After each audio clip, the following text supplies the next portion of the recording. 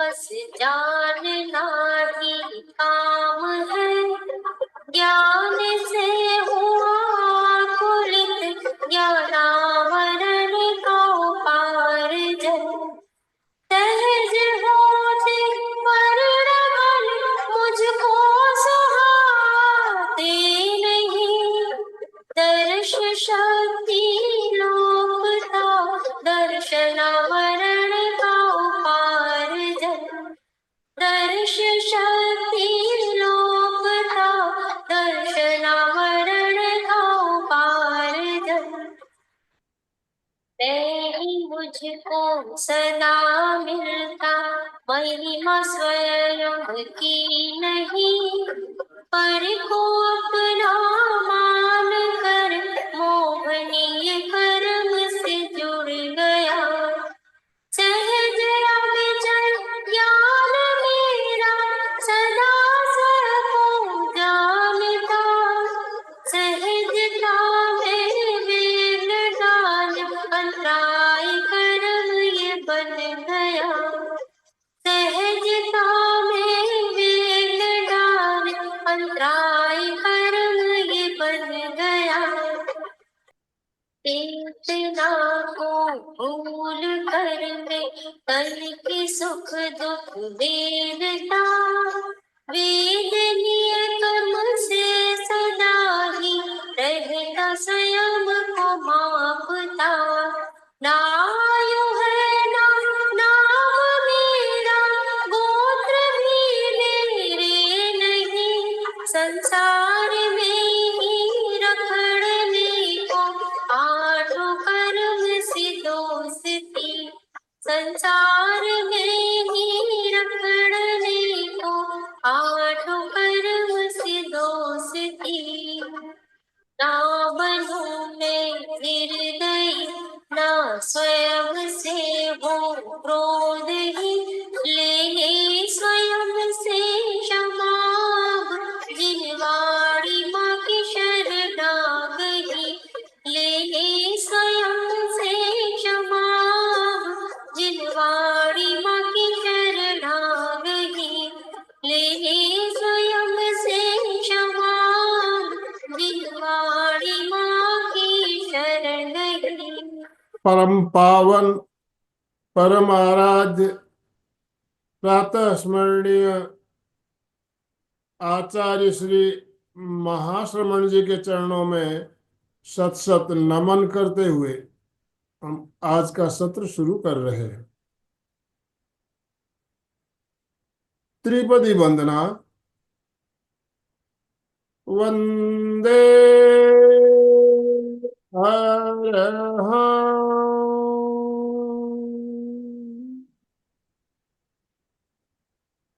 वंदे गुरुवरं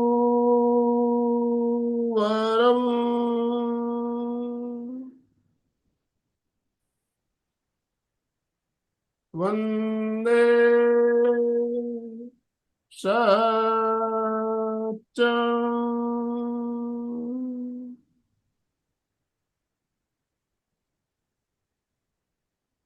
सभी साधक साधिकाओं को जय जिनेन्द्र, सुप्रभात, गुड मॉर्निंग, ओम अरहम।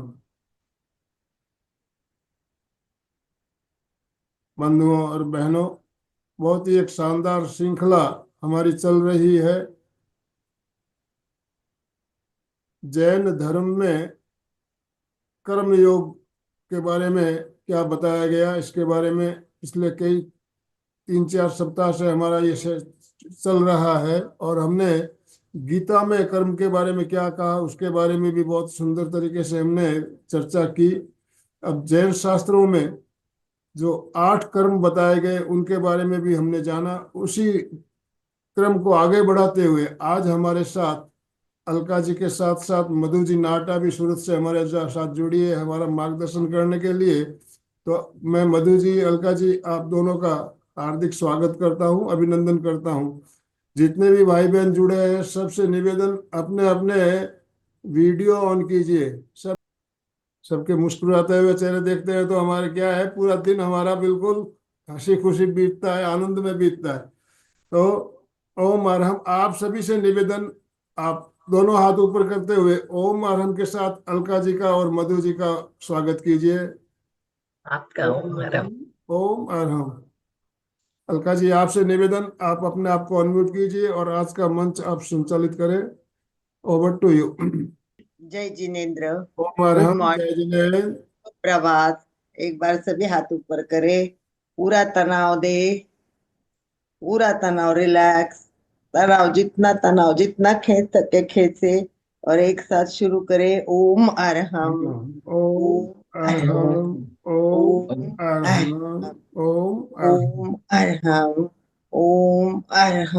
ओम अरहम, ओम अरहम, ओम अरहम, ओम अरहम, ओम अरहम, ओम अरहम, ओम अरहम, ओम अरहम। ओम शब्द और अरहम दोनों पावरफुल शब्द हम यूज करके अपने आप को भावित करते हुए आज के विषय के ओर चल रहे हैं। आपने सोचा होगा ज्ञान योग तो काफी चला, कर्म योग तो चल ही रहा है, कब खत्म होने वाला है? और बाकी प्रकार योग के कब होंगे? परंतु कर्म जानना बहुत जरूरी है, क्योंकि कर्म के ऊपर ही हमारे पूरी लाइफ की सारी सब कुछ डिपेंड होता है, ऐसा समझ लो। इतना कर्म का महत्व है कि कर्म भारतीय दर्शन का एक मूल है। समझ लो कि ये पाया है, ये नींव है। अगर ये अच्छी बनी, सही बनी, तो ही इमारत अच्छी बनती है। और जैन धर्म में कर्म सिद्धांत का केवल आध्यात्मिक धार्मिक मान्यता नहीं है, तो वह वैज्ञानिक दृष्टि से भी ये प्रूव हो चुका है। और दूसरा, मनोवैज्ञानिक दृष्टि से भी उसके तथ्यों पर भी वो खरा उतरा है। तो जो बात इम्पोर्टेंट होती है वो अध्यात्म की होती है, वो अच्छी लगती है, धार्मिक आध्यात्मिक, फिर वो वैज्ञानिकता से सिद्ध होती है तो और इफेक्टिव लगती है। और मनोविज्ञान द्वारा इसको मान्यता मिलने से उसकी पावर बहुत बढ़ती है, और इसका पता चलता है कि कर्म शक्ति कितनी बड़ी है, कितनी बड़ी है ये कर्म शक्ति। भगवान महावीर ने कहा, भगवान महावीर ने कहा, गौतम गौतम, संस्कार संसार के जीवों के कर्म के जो बीज होते हैं वो भिन्न भिन्न भिन्न होते हैं। और इसी कारण इस संसार के जीवों में विविध उपाधियां, विविध अवस्थाएं, विविध प्रॉब्लम, जो समस्याएं आपको दिखती है, वो सब किसके कारण? अपने कर्म के कारण दिखते हैं। इसका विज्ञान तो बहुत बड़ा है। एक टॉपिक हमारा कर्म का विज्ञान पर भी होगा। तो ये जानने के लिए अलग अलग व्यक्ति का नॉलेज अलग अलग होता है, बताने की स्टाइल अलग अलग होती है। अभी आनंद भाई जी ने कितना कहा वीडियो ऑन करो, पर देखिए कितने लोगों ने वीडियो ऑन किया है, बहुत कम लोगों ने किया है। तो मैं वापस वही रिपीट कर रही हूँ कि प्लीज हो सके तो वीडियो ऑन करना। एक बात जब बार बार होती है तो चलिए एक और वीडियो ऑन हो गया। तो इस तरह बार बार वो एक टॉपिक हम रिपीट रिपीट करते रहेंगे तो मुझे लगता है और लोगों को क्लियरिटी होती जाएगी। और आप लोग भी तो बातें करने वाले कर्म के बारे में। मुझे लगता है कि हमारे सारे श्रोतागण है वो इतने अच्छे हैं, इतनी अच्छी सुबह नोटबुक लेके बैठते, काम करते करते करते पूरा ध्यान हमारे क्लास पे लगा देते हैं। कोई एकदम ध्यान लगा के सुनने बैठता है। सभी अवस्था में हमारे लोग हमारे साथ जुड़ते हैं तो बहुत अच्छा लगता है। तो आज हमारे साथ मधु नाटा जुड़ी है। मधु नाटा हमारे लिए कोई नई नहीं है, वो हमारे परिवार की ही एक है, क्योंकि अपना एक ग्रुप बहुत सुंदर बना हुआ है। जैसे आप लोग नियमित ज्वाइन होने वाले हैं, ऐसे कुछ लोग ऐसे हैं कि जो नियमित हमारे साथ वक्ता के रूप में, मार्गदर्शक के रूप में आने वाले हैं। उसमें से एक मधु है। मधु को कभी भी फोन करो, मुझे विश्वास है वो ना नहीं बोलेगी। और दूसरी बात यह है कि उनका नॉलेज अच्छा है, बताने की स्टाइल भी बहुत अच्छी है। तो ऐसे लोग अगर जुड़े रहते हैं और बताते हैं, आज तो एक कवयित्री है तो हम कविता भी सुनेंगे, चार लाइनें भी सुनेंगे, कर्म के साथ कहानी भी सुनेंगे। काफी हमने ज्ञान के लिए, तो आपको तो पता है कर्म की कहानियां, गीता के लिए रश्मि जी ने कितनी कहानियां बताई। स्टार्ट ही उसकी कहानियों से हुई और नॉन स्टॉप कहानियां बताते, फिर कर्म से जोड़ के उसने बताया। तो इसी प्रकार लास्ट टाइम मैंने भी एक आपको कहानी बताई थी, आपको याद होगा, गाय की कहानी बताई थी मैंने।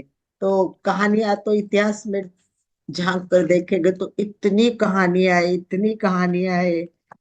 वो कर्म कभी कभी इसी जन्म में फेरने पड़ते हैं, या कभी कभी वो अगले जन्म में फेरने पड़ते, जब वो उदय में आते हैं, तब वो फूटते हैं। छोटी सी कहानी बता के मैं मधु को हैंड ओवर करूंगी। एक दो भाई थे, बहुत अच्छा प्रेम संबंध था। एक भाई को एक बेटा बेटी थी, और दूसरे को एक ही बेटी थी। और अचानक एक्सीडेंट हो गया, और वो भाई भाभी गुजर गए। अब वो लड़की तो अकेली कोई है ही नहीं, तो भाई ने अपने घर पे ले आया। पर उसकी वाइफ को बिल्कुल अच्छा नहीं लगा। कुछ लोगों का स्वभाव होता है, कर्म होते हैं, कुछ ऐसी भी चीजें होती है, तो उसको अच्छा नहीं लगा। उसने पहले दिन से उससे हेट नफरत करने शुरू कर दी, उसको बोलना, उल्टा सीधा करना, उसको बहुत काम करवाना, उसको तकलीफ देना शुरू कर दिया। बेचारी अपना कर्म समझ के भोग रही थी, परंतु बाद में तो उसको एक बाजू की रूम होती है नौकरों की, उसमें बोल वही रह जा तू, अभी यहाँ नहीं रहेगी। और अपने बेटों का बच्चों का इतना लाड करती थी, इतना प्रेम करती थी। और उसको बचा कुचा बासी खाना उधर थाली रूम में भेज देती थी कि वही खाओ। पर वो बेचारी शांत रहती थी, कर्म के भोग समझ के भोग रही थी, दुखी नहीं थी। वो अपना मन पूरा पढ़ाई में लगा रही थी, पढ़ रही थी, स्कूल में जाती थी तो बस कुछ विचार नहीं करना, कंसंट्रेशन। तो वो पढ़ने में बहुत आगे बढ़ती गई, बढ़ती गई, बढ़ती गई। और इनके बच्चे लाड़ प्यार से बिगड़ते गए। और आगे मैं बहुत लंबा नहीं करूंगी कि वो लड़की आईएएस की एग्जाम देती है, और बहुत बड़ी ऑफिसर बन के उस घर से निकल जाती है, चली जाती है। इसको दुख तो बहुत होता है कि मेरे बेटे पढ़ते नहीं, ये तो आगे इतना करो आईएएस हो। देखो उसके कर्म, शांति से भोगा कर्म। और बड़े हो गए बच्चे, उसकी शादी हो गई, बेटे को ऐसी खराब बहू आ गई।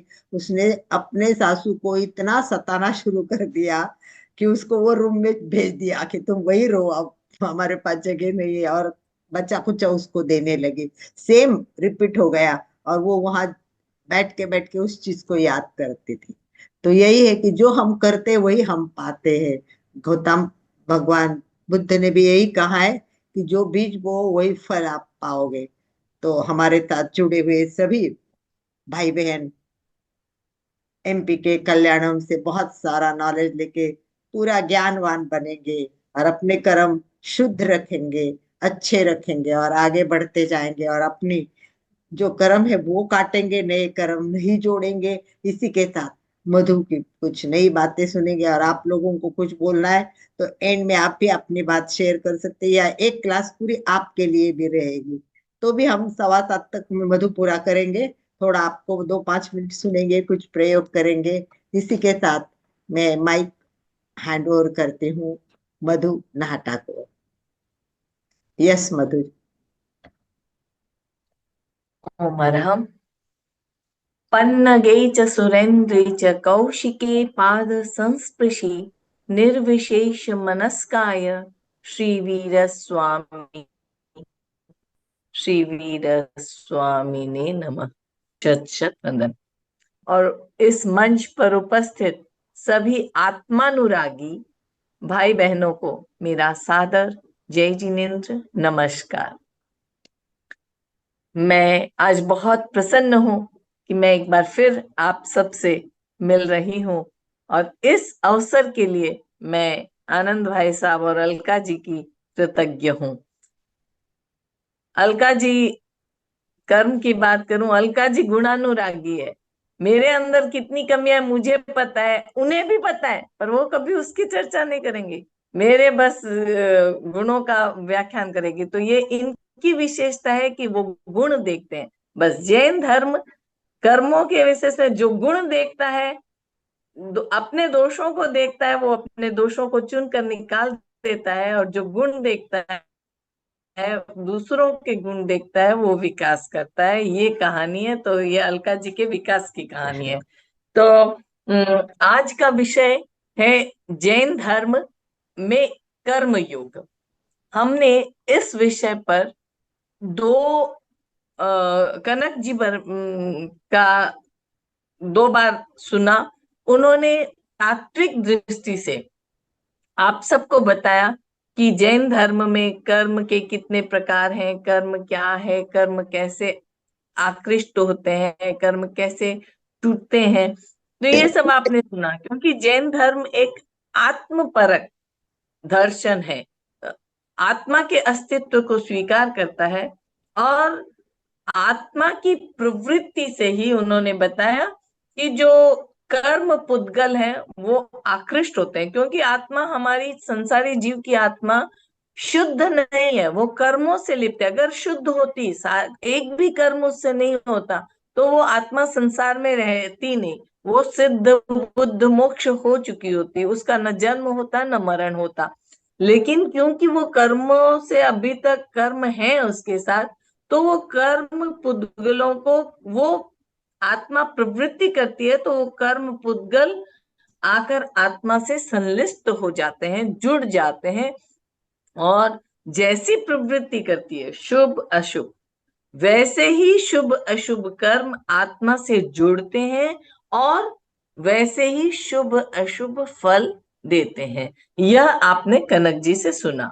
तो जैन दर्शन में अप्पा कत्ता विकत्ताए दुहानिये सुहानिये, हमारी स्वयं की आत्मा ही करता है और विकर्ता है।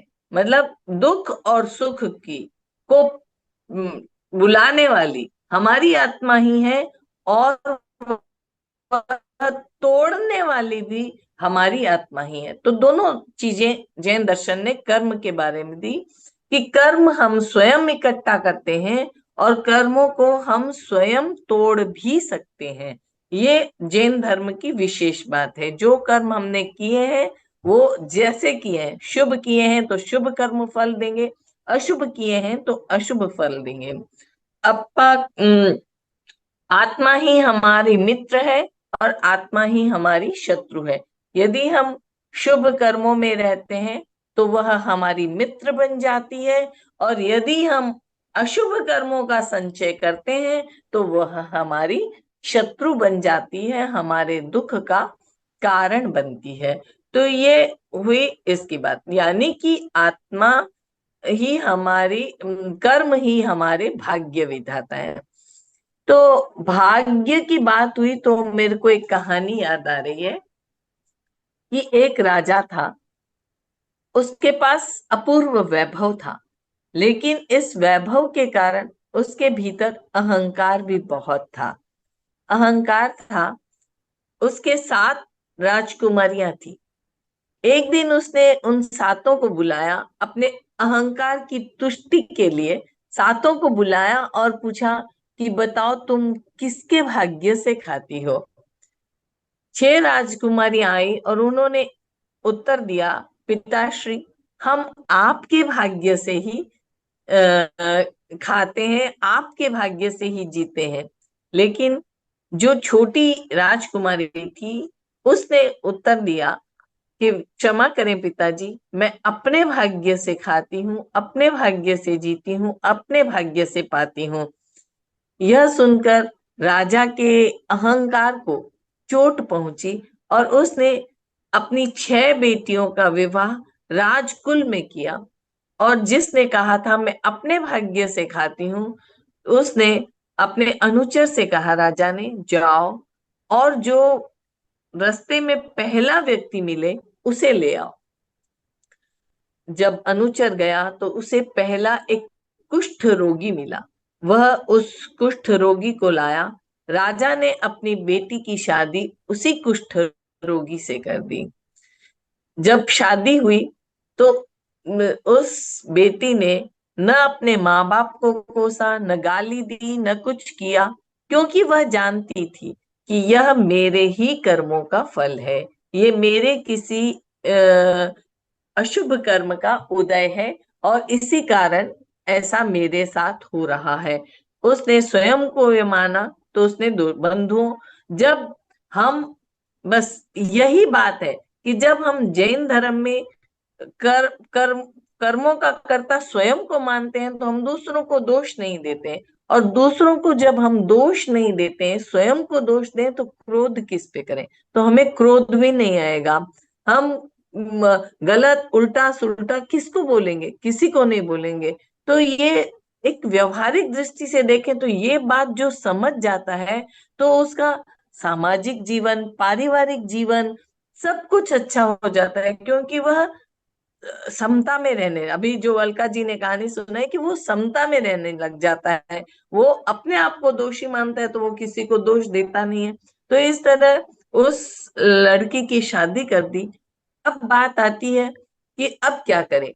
उसे अपने राज्य से निकाल दिया। वह अपने कुष्ठ रोगी पति को लेकर गई। अब और कोई स्थान नहीं, वह अपने इष्ट मंदिर में चली गई। बाहर अपने मंदिर में जाकर उसने अपने कर्तव्यों का पालन किया, न घृणा की, न क्रोध किया, न और अपने पति की सेवा शुश्रूषा करने लगी, और स्वयं तप, जप और मंत्र से, प्रयोग से अपने पति को ठीक करने के लिए कार्य करने लगी।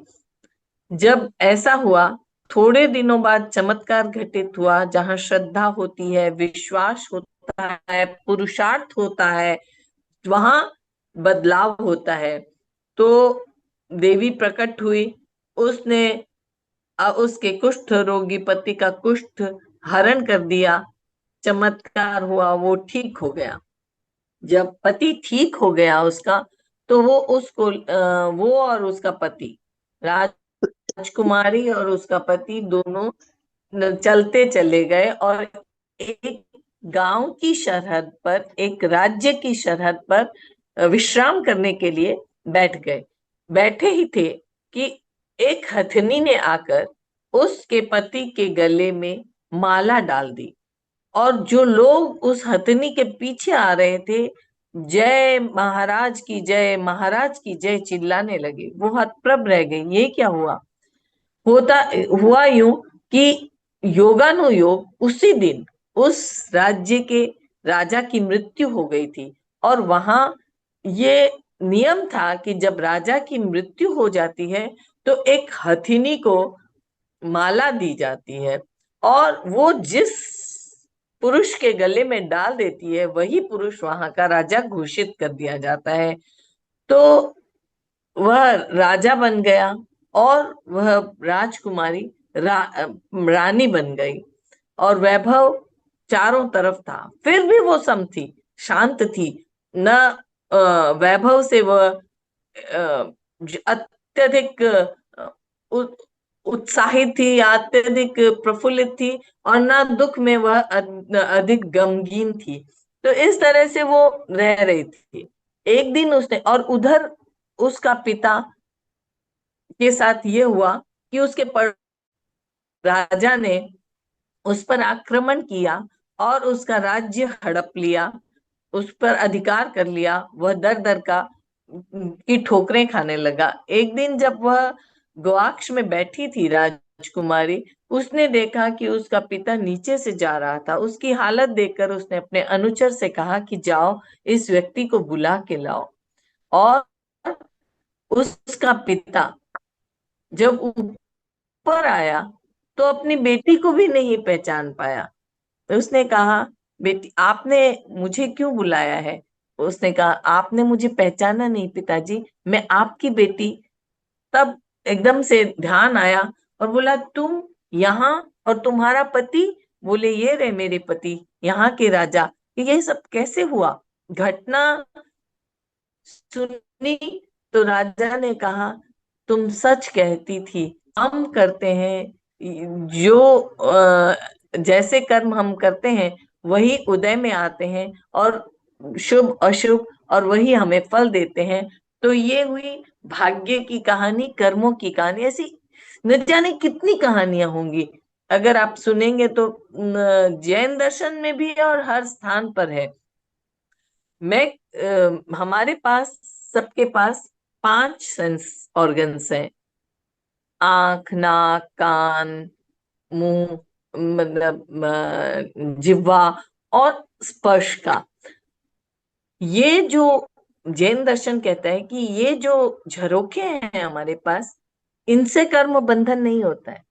देखती हैं आंखें, अगर केवल देखें तो कर्म बंधन नहीं होता। कान अगर केवल सुने तो कर्म बंधन नहीं होता। टेस्ट खाने हम केवल खाएं, उस टेस्ट की प्रतिक्रिया नहीं हो। देख कर जब हम प्रतिक्रिया करते हैं अच्छी या बुरी, तब कर्म बंधन होता है। सुनकर हम जब प्रतिक्रिया करते हैं तब कर्म बंधन होता है।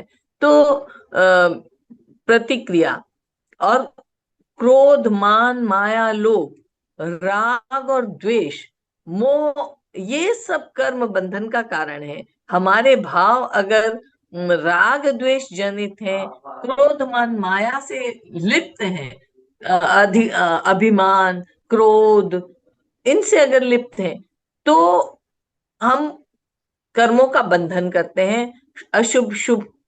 लेकिन अगर केवल जानते हैं, केवल देखते हैं, तो हमारे कर्म नहीं बंधते, और बंधते भी हैं तो बहुत हल्के होते हैं और वो जल्दी छूट जाते हैं।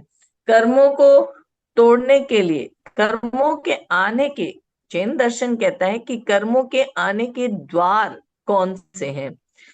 एक द्वार बताया उन्होंने, मिथ्यात्व। मिथ्यात्व एक ऐसा द्वार है जो कर्मों को, अशुभ कर्मों के आने का द्वार है।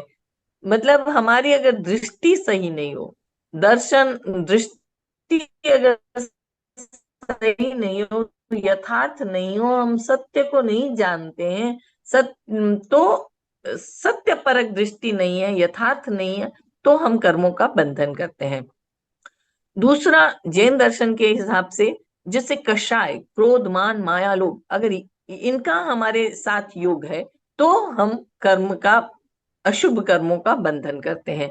योग, योग है मन, वचन और काया, ये तीन योग, इसको जैन दर्शन में मानते हैं कि ये यही प्रवृत्ति करते हैं। आत्मा प्रवृत्ति किसके द्वारा करती है? मन के द्वारा, वचन के द्वारा या काया के द्वारा। हमने थप्पड़ मारा, ये काया से हो गई, बुरा शब्द कहा, ये वचन के द्वारा हो गया, और मन से गलत सोचा, अच्छा सोचा, ये मन के योग हो गए। तो योग जो है वो भी कर्म बंधन के कारण है। कषाय है, प्रमाद है। यदि हमारा चित्त धार्मिक ता से हटकर या शुभ कर्मों से हटकर, शुभ भावों से हटकर अशुभ भावों में होता है, तो अशुभ कर्मों का बंधन हो जाता है। हमारा मन धर्म के प्रति अनुरक्त नहीं होके ये पौद्गलिक संसार में रहता है, तो उस तरह के कर्म बंधन होते हैं। ये आश्रव है, ये जैन दर्शन का आश्रव जो कर्मों के आने का द्वार है। तो जैन धर्म ने जब कर्मों के आने के द्वार की बात कही है, तो उन्होंने कर्मों के छूटने की बात भी संवर के द्वारा कही है, निर्जरा के द्वारा कही है। कनक जी ने आपको बताया था। तो संवर जो आश्रव से विपरीत है, वो संवर है। अगर हम अयोगी रहते हैं, मतलब मन वचन काया का प्रयोग कम करते हैं या नहीं करते हैं, तो हमारे कर्म छूटते हैं। यदि हम मिथ्यात्व से सम्यक्त्व की ओर जाते हैं, गलत दृष्टि से सही दृष्टि की ओर आते हैं, तो सम्यक्त्व है, हम भगवान की वाणी को या जो हमारे दर्शन है उनको सत्य समझकर उसके हिसाब से प्रयोग करते हैं, तो हम सत्य की तरफ आते हैं। वैसे ही कषाय है, तो उसमें हम इनको छोड़कर, लोभ को छोड़कर, अहंकार को छोड़कर, समता, सहिष्णुता, क्षमा, ये जो पॉजिटिव भाव है, इनके साथ रहते हैं, तो हम या तो शुभ कर्मों का बंधन करेंगे या बहुत हल्के कर्मों का बंधन करके, जल्दी टूटने वाले कर्मों का बंधन करके कर्म तोड़ देंगे। अगर कहते हैं कि जो पुण्य कर्म बंधते हैं वो धर्म के साथ ही बंधते हैं। जैन दर्शन कहता है धार्मिक क्रियाओं के साथ ही पुण्य का बंधन होता है। ये बात तो वहां इस प्रकार समझाई जाती है कि खेती हम एक गेहूं के लिए करते हैं, खेती हम घास फूस के लिए नहीं करते हैं। तो घास फूस तो उस गेहूं के साथ स्वयं आते हैं। वैसे ही हम धार्मिक अनुष्ठान, धार्मिक क्रियाएं करते हैं, शुभ योग में रहते हैं, तो हमारे पुण्य का बंधन होता है और वो पुण्य फल हमें सुख देता है। लेकिन हमें उस पुण्य की भी आशा आकांक्षा नहीं करनी है, हमें केवल कर्मों को तोड़ना है, निर्जरा करनी है, कर्म मुक्त होकर अपने स्वग्रह आत्मा में आना है। ये अभी हम जो है वो हमारे स्वग्रह में नहीं है, ये हमने एक क्या बोलते हैं, रेंट पर, एक किराए पर ये शरीर लिया है। और जब तक ये आत्मा के साथ कर्म बंधते रहेंगे, हम रोज रेंट पर अलग अलग घर लेते रहेंगे, कभी कोई कभी कोई, कभी कीड़ी का, मकोड़े का या गाय का, जैसे हमारे कर्म होंगे वैसे हम जन्म लेते रहेंगे। और हम निरंतर इस संसार में भ्रमण करते रहेंगे। लेकिन अगर हम सारे कर्मों को तोड़ देंगे तो हमारी आत्मा में, हम कैसे बाहर जाते हैं, घूमने फिरने जाते हैं, 2-5 दिन तो वहां अच्छा लगता है, लेकिन 5 दिन के बाद हमें अपने घर की याद आने लग जाती है। और हम जब अपने घर में आते हैं तो जो शांति अनुभव करते हैं, शायद आप सबको इसका अनुभव होगा कि जब घर आते हैं तो ऐसे लगता है कितना आनंद आया है। वहां घर में रहने का, खाने का, सब घर का आनंद अलग ही होता है। तो ये हमारी जो आत्मा है वो हमारा घर है, हमारा घर, स्वयं का घर। तो केवल आत्मा जब हम हमारी हो जाएगी, मुक्त हो जाएगी, तब हमारा जो आनंद होगा वह अपने आप में अद्वितीय होगा। उसकी अनुभव नहीं कर पा रहे, लेकिन ऐसा भगवान ने कहा है। और मैं क्योंकि भगवान को की वाणी को सत्य मानती हूँ, ऐसा इसलिए मैं जानती हूँ कि अगर उस उदाहरण के द्वारा घर की बात है तो ये जरूर सत्य है कि अगर हम मोक्ष को प्राप्त कर लेंगे, आत्मा से कर्मों का को एकदम तोड़ देंगे, तो हम निश्चित रूप से आनंद की अनुभूति करेंगे। और अगर शुभ कर्मों में भी रहेंगे तो हम व्यवहारिक जगत में भी और आनंद लेते रहेंगे। जैसे अगर हम किसी के गुणों की प्रशंसा करेंगे तो हमारे पारिवारिक लोग हमसे जुड़े रहेंगे। अगर हम किसी के दोष देखेंगे, सारा दिन इधर उधर करके बुरे कर्मों का संचय करेंगे, तो हम स्वयं तो दुखी रहेंगे, दूसरों को भी दुखी करेंगे। तो जैन दर्शन का जो कर्म का सिद्धांत है वो मुक्ति का सिद्धांत तो है ही, लेकिन इससे पारिवारिक, सामाजिक और व्यक्तिगत सारे विकास के इसमें सूत्र हैं। जो जो तात्विक दृष्टि से कनक जी ने समझाया वो आपने समझा, लेकिन भावनात्मक दृष्टि से आप देखिए, अगर आप इन भावों में रहेंगे तो आपका पारिवारिक जीवन, सामाजिक जीवन और हमारे जो राष्ट्र है वो, क्योंकि संयम की बात, जैन दर्शन संयम की बात करता है। ये जो हमारी इंद्रिय संयम है उसकी बात करता है,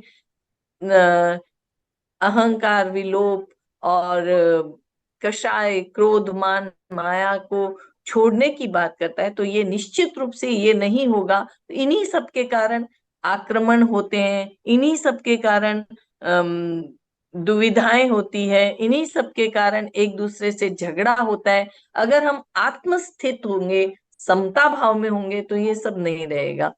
तो मैं एक अलका जी ने कहा था एक कविता सुनाना, तो मैंने कल ही बनाई है एक कविता। तो सबसे पहले मैं कर्म की एक कविता सुनती हूँ, फिर मैं आपसे प्रश्न करूंगी कि आप क्या सोच रहे हैं इस बारे में। लोग कहते हैं कर्म हंसाता, कर्म रुलाता है, कर्म हमारे जीवन को अपनी मर्जी से चलाता है। लोग कहते हैं कर्म हंसाता, कर्म रुलाता है, कर्म हमको अपनी मर्जी से चलाता है, कर्म हमारे जीवन को अपनी मर्जी से चलाता है, कर्म सब कुछ है, उसके आगे कुछ नहीं, नियति कर्म बनाता है, नियति के आगे सब हारे हैं। ऐसा कहने वाले यह सोचकर कभी अपने भाग्य पर इठलाते हैं, शुभ कर्म हो तो अपने भाग्य पर इठलाते हैं, अशुभ कर्म हो तो अपने दुर्भाग्य को कोसते हैं। ऐसा कहने वाले अपने कभी भाग्य पर इठलाते हैं, कभी दुर्भाग्य से दुखी हो जाते हैं और कर्मों के इस जाल में फंसते चले जाते हैं। जब कर्म के साथ जुड़ते रहते हैं तो कर्मों के जाल में फंसते चले जाते हैं। लेकिन मैं कहती हूँ लेकिन मैं कहती हूँ, कर्म सुख दुख का करता अवश्य है, पर सत पुरुषार्थ किया जिसने पर सत पुरुषार्थ किया जिसने, राग द्वेष से मुक्त होकर संयम का में करना सीखा जिसने, क्रोध मान माया लोभ को कम कर प्रतिक्रिया मुक्त जीवन जिया जिसने, राग द्वेष को जीता जिसने, यूं तोड़ मोह की सत्ता को समता का दीप जलाया जिसने, कर्मों की सत्ता उससे हारी है, कर्मों की सत्ता उससे हारी है। तो कर्मों की सत्ता उससे ही हारी है जिन्होंने मध्यस्थ भाव में रहना सीखा, जिन्होंने समता भाव में रहना सीखा, जिन्होंने इंद्रियों को वश में करना सीखा है। तो थोड़ा अभी आता है अभी बोलिए। अभी जो कविता सुनी हमने, इसके बारे में आप अपनी अपनी राय, अपनी अपने फीडबैक देना चाहेंगे? तो अभी आपका समय शुरू हो रहा है, हैंड राइज अब कीजिए प्लीज। जिनको भी अपनी बात भी रखनी है इसके साथ जुड़ के कर्मों की बात, तो थोड़ा आप लोग भी बात कीजिए, कविता की भी बात कीजिए और उसके साथ अपने भी कर्म के बारे में आप प्रश्न भी ध्यान। कर सकते हैं, आप प्रश्न भी कर सकते हैं। तो वही वही वही सब कुछ वो अभी उसी से क्या आपने। है, खुलता है। ठीक है, कोई बात नहीं, अभी वो तो क्वेश्चन आंसर तो आने वाले हैं। पहले आप बात करेंगे कविता के बारे में, और आपको किसी को कर्म के बारे में बात करने तो वो हैंड रेज करे और वो पहले बात करे। यस, हैंड राइज का ऑप्शन है आपके पास, हैंड राइज कीजिए। क्योंकि आपके पास भी ज्ञान की कोई कमी नहीं है, सबको अपना अपना, क्योंकि सब थोड़ा थोड़ा ज्ञान लेने में लगे रहते हैं और लेते रहते हैं, तो थोड़ा सा बेसिक तो सबके पास है ही। तो हम चाहते हैं कि, मधु ने कहा कि ऐसे कहते हैं कि कर्म सब नाच नचाता है, कर्म ही सब कुछ करता है, पर मैं ये कहती हूँ, अब जो मधु ने कहा वो सही है या नाच नचाता है कर्म ही सब कुछ करता है वो सही है? क्या लग रहा है आप लोगों को? यस। चंदू जी कुछ कहना चाहती है, चंदू जी ने हैंड राइज किया, चंदू जी बोलिए, चंदू जी दुगड़। सही कहा आपने, जैसे अलका ये मधु जी ने कि कर्म हसाए कर्म रुलाए और कर्म बड़ो बलवान, बारी जाऊं कर्मारी। तो कर्म जैसे अपन करते हैं, अपन किसी को दुख देते हैं, किसी को करते हैं, तो वो कर्म का जो फल होता है भगवान हमको इसी जन्म में दिखा देता है। कई बार हम किसी की बहुत निंदा करते हैं, किसी के साथ बुरे कर्म करते हैं, तो धीरे धीरे वो परिणाम अपने आप आता ही आता है। तो ये सही है, लेकिन इसके लिए हमको पुरुषार्थ करके कि भाई हमको थोड़ा जागरूक रहे कि भाई हमको ये सब नहीं करना है, तो हम अपने कर्मों को कम भी कर सकते हैं, हल्का भी कर सकते हैं। ये सही है। ठीक है, थैंक यू थैंक यू। और कोई? चलिए। चंदा जी चोपड़ा, चंदा जी चंदा चोपड़ा। चोपड़ा, चंदा चोपड़ा। जय जिनेन्द्र सभी से। वास्तव में बहुत अच्छा बताया आपने, और इतनी सुंदर कविता आपने लिखी। वास्तव में कर्म ही है जो हमें हंसाते हैं और रुलाते हैं।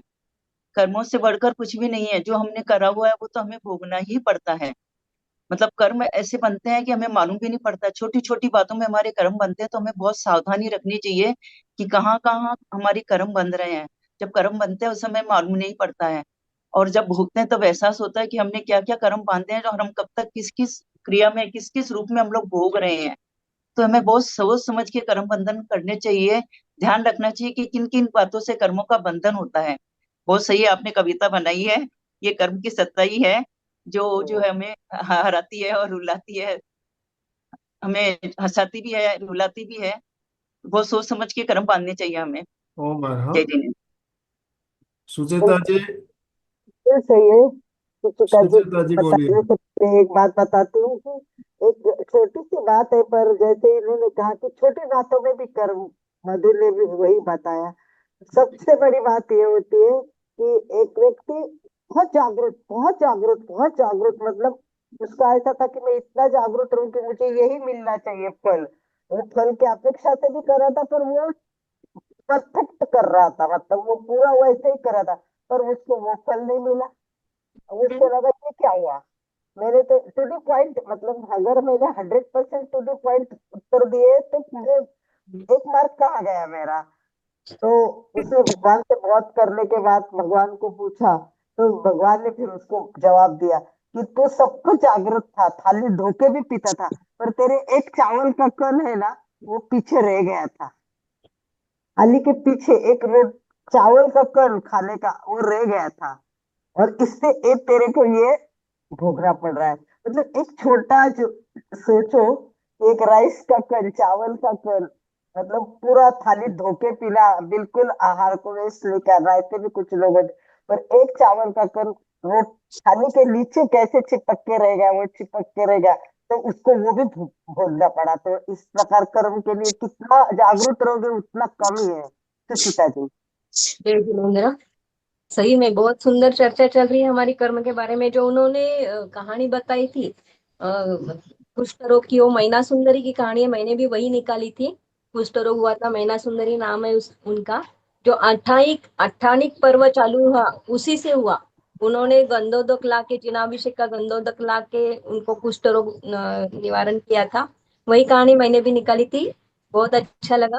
कर्म सही में छोटी छोटी बातों में हम कर्म बांधते हैं, और उससे शुभ और अशुभ फल हमें ही भोगना पड़ता है। मेरा एक क्वेश्चन था, जो सामूहिक कर्म रहता है उसके बारे में थोड़ा सा बताना चाहिए। जो सामूहिक कर्म करते हैं, जैसे पूजा पाठ करते हैं तो शुभ कर्म बनता है, फिर अशुभ कर्म क्या है सामूहिक? अशुभ कर्म, हम जो जो आप पिक्चर साथ में, हम हम पिक्चर देखते हैं साथ में बैठकर, गलत पिक्चरें देखते हैं, हम चर्चाएं करते हैं, गलत लोगों के साथ मिलकर गलत चर्चाएं करते हैं, तो अशुभ कर्मों का बंधन होता है। चार जन चलती है बीसी चलती, जैसे वहां पे फिर वो चुगली अपनी वो, वैसे वो अशुभ कर्म होते हैं हम। तो अशुभ कर्मों का संयुक्त होता है। अशुभ का, हम कोई मार रहा है, पीट रहा है, भीड़ मार रही है, हम उसकी अनुमोदना करते हैं कि भाई ठीक कर रहा है, ऐसे को तो मारना ही चाहिए, तो वो हमारे उसके साथ हिंसा के अशुभ कर्मों का बंधन हो जाता है। हो तो जाता है। जहां तक वो, लेकिन सामूहिक कर्म बांधते हैं, लेकिन जो सामूहिक करते हैं, लेकिन हमने वैयक्तिक ही भोगना पड़ता है, सामूहिक किया तो भी। सुचिता हाँ, जी, वो सुचिता जी, होता है। आपने जो बात बताई, मुझे अमेरिका में याद है कि मैंने परिश्रम किया था, तब वहां मुझे एक आदमी ने ऐसा बताया कि हमें रोज ग्रास काटना पड़ता है। ग्रास तो बहुत आता है, और आउटसाइड में ग्रास होता है। अब ये ग्रास तो मैं काटता हूँ, और मैं काटता हूँ पूरे फैमिली के लिए काटता हूँ, मतलब सब के लिए मैं काटता हूँ, कोई काटता नहीं, मैं काटता हूँ, तो कर्म मुझे भोगने रहे हैं। तो वो काट रहा है तो कर्म तो वही अकेला भेजेगा, वो भले वो सबके लिए काट रहा है। जो करता है वही भोगता है। वही तो बात है कि अपन भले फैमिली के लिए, अभी मैंने वो, आपको तो पता है महाभारत रामायण में सब बताया हुआ है, चोरी किसके लिए करता था वाल्मीकि, परिवार के लिए करता था। फिर क्या कोई किसी ने बोला कि हाँ हाँ हम तुम्हारे पापों में सहभागी है? नहीं। तो जिसका कर्म वही होता है कि सामूहिक करो, तो वैयक्तिक जो होता है ना, वो उसको ही भोगना पड़ता है, दूसरों को नहीं भोगना पड़ता है। यस, एनीवन, रीना जी, अमिता जी, बोलिए, जो कौन बोलना चाहता पर है। सामूहिक ऐसा हो सकता है कि सामूहिक करते हैं तो वो परिवार के सारे सदस्य समूह में आ जाएं, जन्म ले लें, और वो एक साथ उन कर्मों को भोगें, ऐसा भी हो सकता है। जैसे आप ऐसा जन्म, बोल सकते हैं, जिसका जो करेगा वो वही भोगेगा, मतलब काटा वो है तो ना तो वही वो भोगेगा। तो भोगेगा ही, वो बात वो सही बात है। हम, अगर यस। हाँ। और किसी ने हैंड राइज नहीं किया हुआ है, रीना जी कुछ कहना है आपको, अनम्यूट कर सकते हो आप, रीना जी जैन।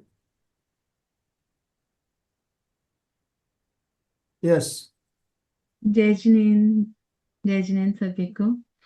बहुत अच्छा आज का सेशन था। अगर इजाजत हो तो मैं 2 लाइन भजन इसी पे कर्मों के ऊपर बोलूंगी। बिल्कुल। जैसा सोचोगे तुम वैसा बन जाओगे, जैसा कर्म होगा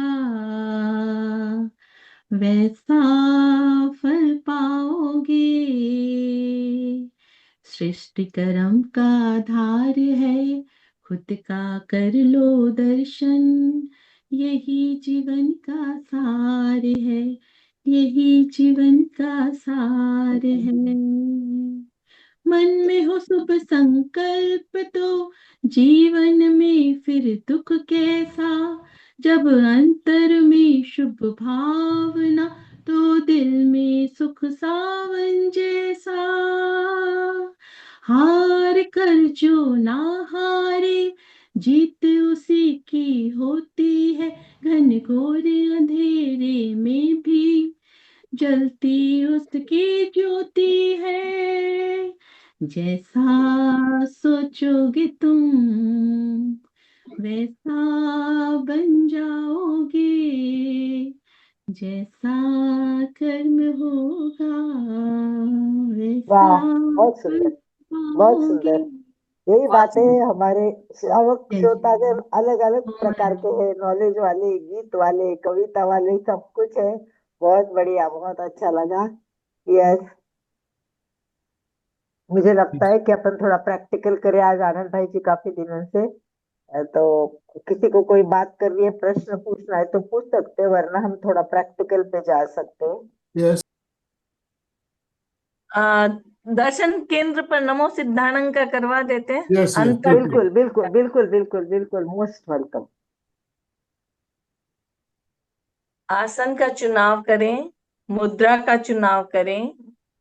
जिस आसन में स्थिरता पूर्वक बैठ सकते हैं उसमें बैठें। ज्ञान मुद्रा या वीतराग मुद्रा का चुनाव करें। आंखों को बिना दबाव दिए कोमलता से बंद करें। 3 बार महाप्राण ध्वनि करेंगे। श्वास भरें, छोड़ते हुए नाक से भ्रमर की तरह छोड़ें।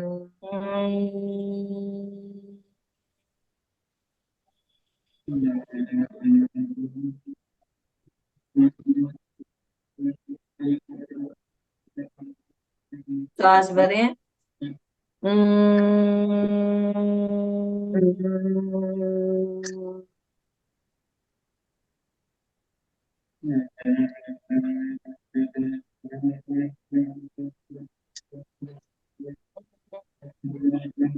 श्वास भरें।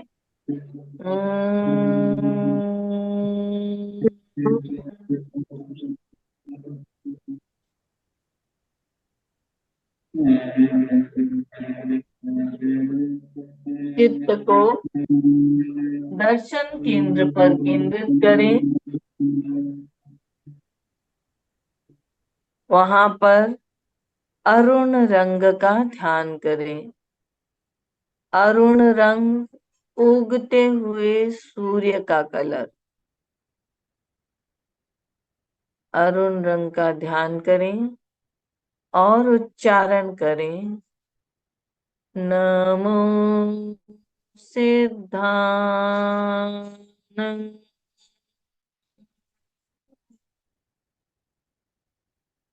नमो सिद्धानंद।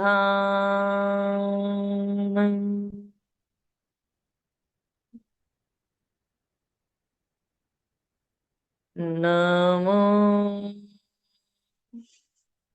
सिद्धानंद।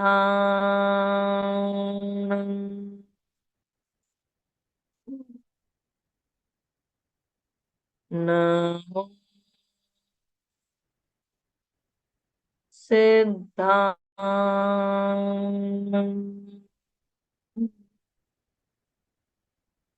नमो सिद्धानंद।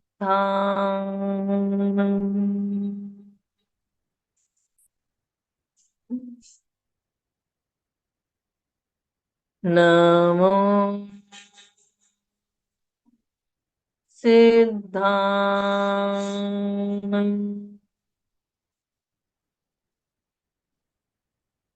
नमो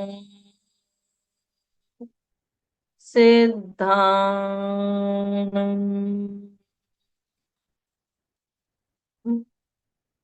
नमो सिद्धाणं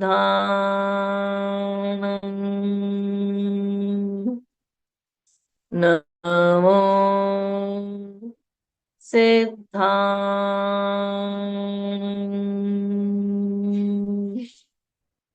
अब मानसिक जप करें नमो सिद्धाणं।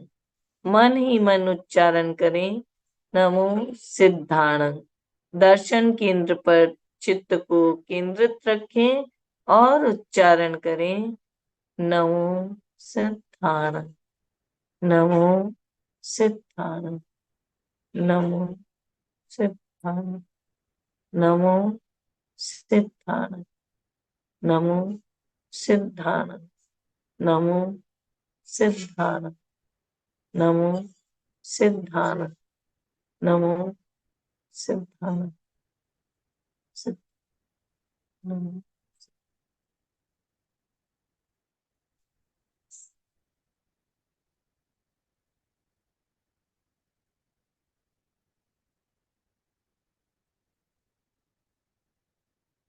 पूरी एकाग्रता और तन्मयता से नमो सिद्धाणं का मानसिक जप चलता रहे।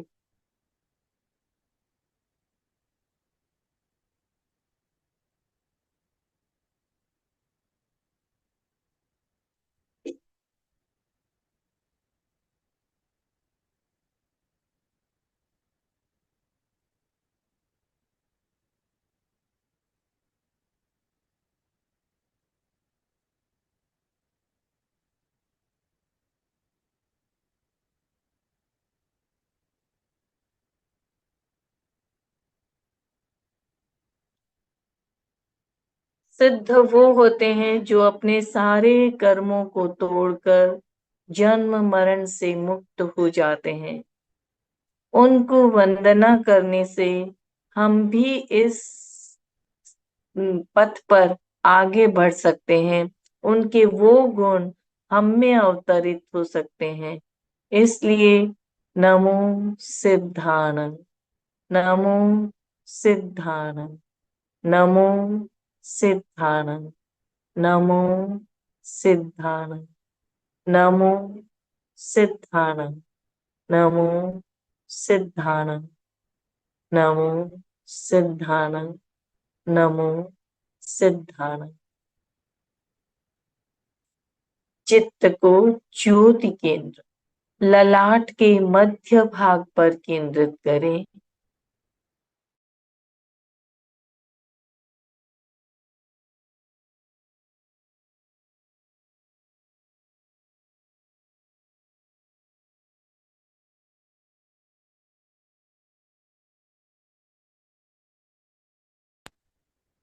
सुझाव दें पूरा ललाट श्वेत रंग के परमाणुओं से भर रहा है। ललाट के भीतर श्वेत रंग चमकता हुआ श्वेत रंग प्रवेश कर रहा है। पूरा ललाट श्वेत रंग के परमाणुओं से भर गया है। पूरा आभा मंडल श्वेत रंग के परमाणुओं से प्रकाशित है।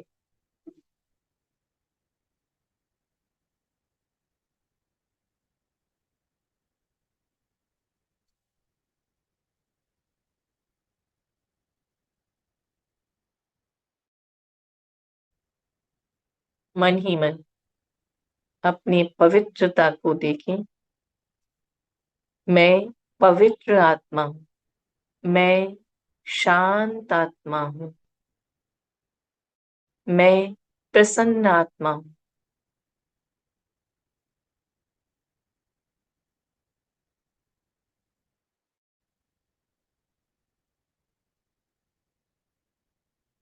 मैं शांत आत्मा हूँ। मैं प्रसन्न आत्मा हूँ। मैं पवित्र आत्मा हूँ।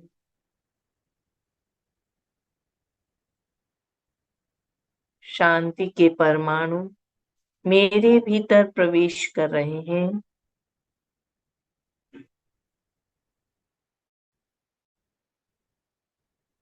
मैं चैतन्यमय आत्मा हूँ, शक्तिमय आत्मा हूँ, आनंदमय आत्मा हूँ।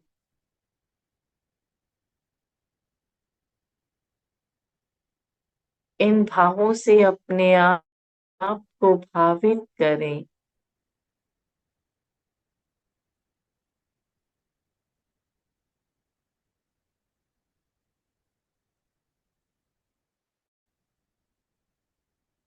चारों तरफ जो शांति के पुद्गल हैं, परमाणु हैं, उन परमाणुओं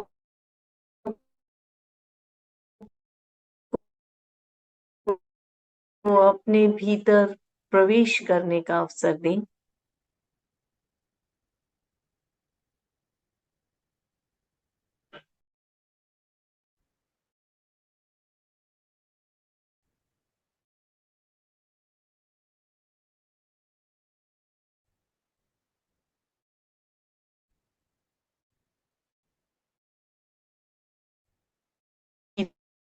भीतर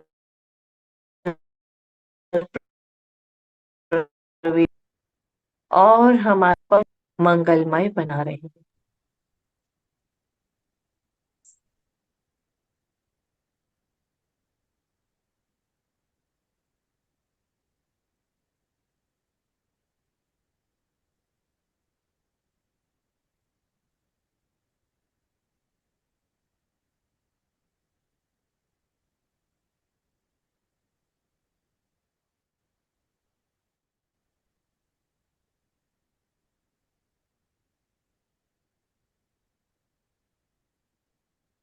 इन मंगल भावों से अपने आप को भावित करते हुए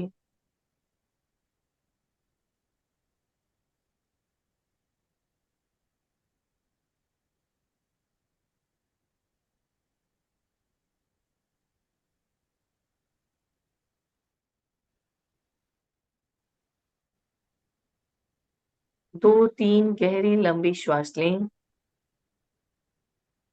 और इस ऊर्जा को, इस शक्ति को अपनी हथेलियों को आंखों पर भीतर प्रवेश करने का अवसर दें।